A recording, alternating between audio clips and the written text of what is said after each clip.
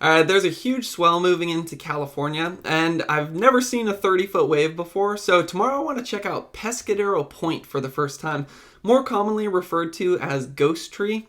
Now, this was a popular tow-in spot around 2005 to 2007 until jet skis were banned around the Monterey Bay Sanctuary to try to protect wildlife.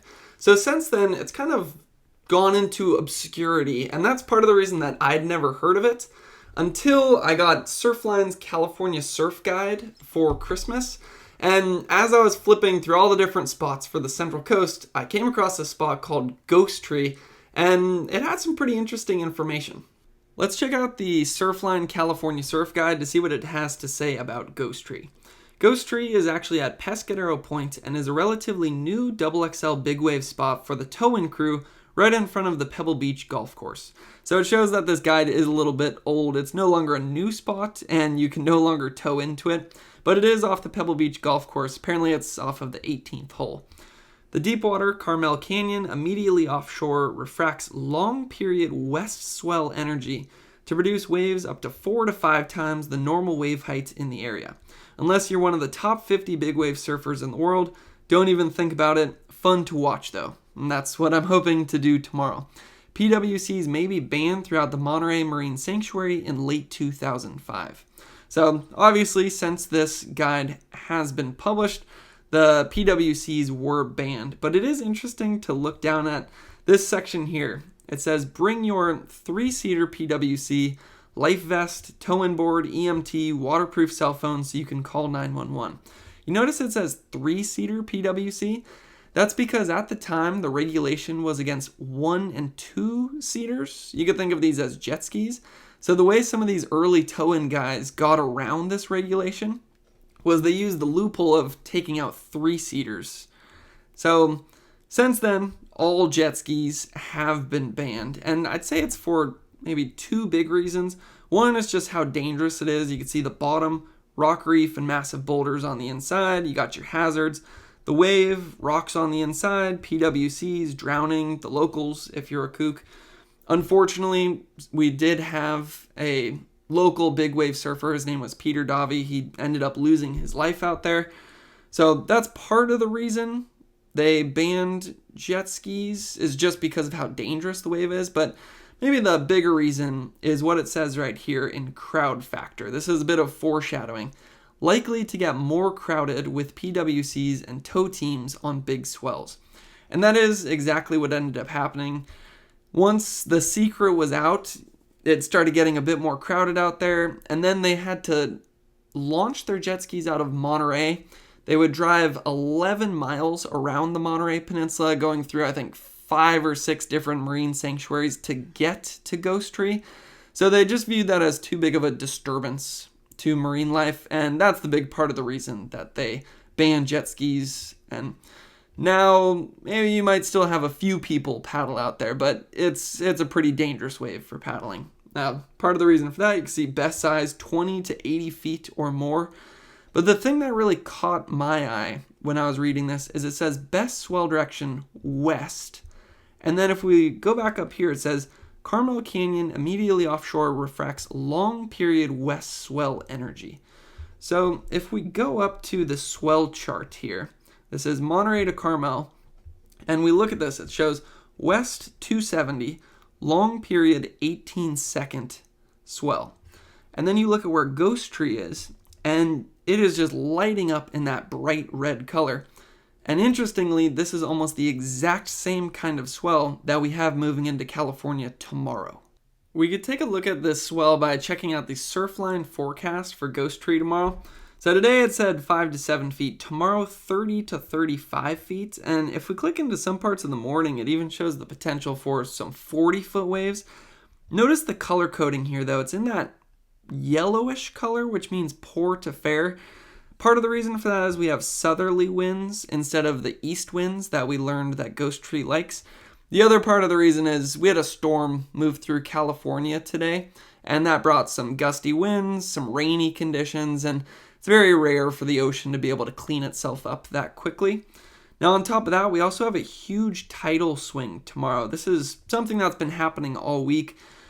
10:22 a.m., it's a 6-foot high tide. Then at 5:52 p.m., it drops to a negative zero .8 low.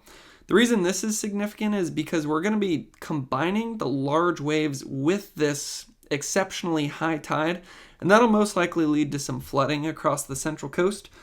Now, what's most interesting to us, though, is this swell and wave energy. If we zoom in here, you can see when it peaks, it looks to be around 8 to 10 in the morning.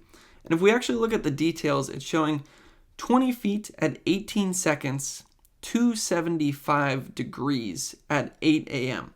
Now, that might remind you of this chart we were looking at, west 270, long period 18 seconds, and then you look at Ghost Tree and it's in the bright red. So when I saw all of this information, I realized that this is a very rare swell. This might be my only chance to see Ghost Tree breaking potentially this entire year. So that's why I really want to head out there tomorrow and see if I can see some 30 to potentially even 40-foot waves. Alright, first stop of the day, I was trying to get into the Pleasure Point area, but it looks like they have it blocked off due to coastal flooding. I ended up getting around the roadblock that was in place, but I still want to check one of the spots around the Pleasure Point area just to see how big it looks out there. I could hear the large waves from about a mile away. There's a high surf warning in place, coastal flood advisory in place. Let's go take a look.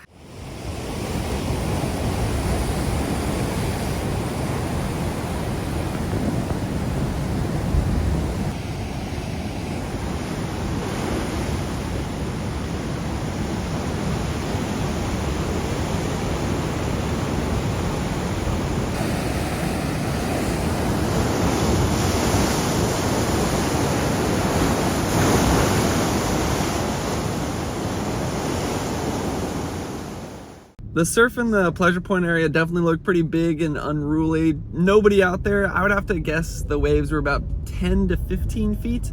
Now I'm heading on down to Monterey County.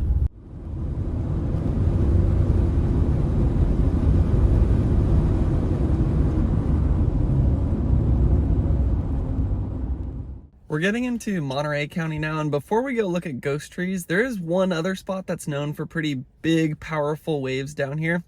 I have heard from a couple locals, though, that it doesn't get the long period swell, so I'm just curious to see how big it is.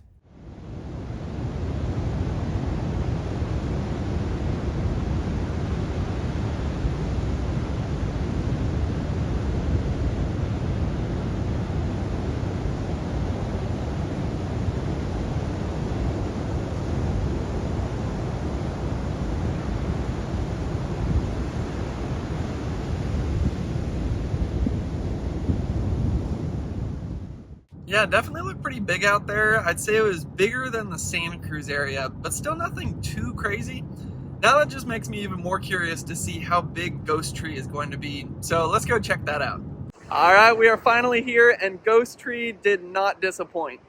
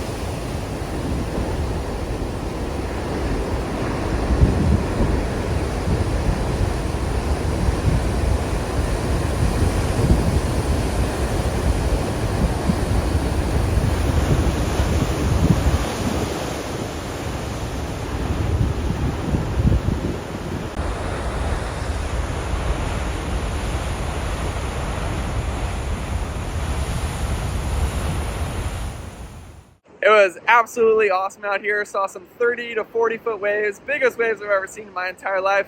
Great day overall.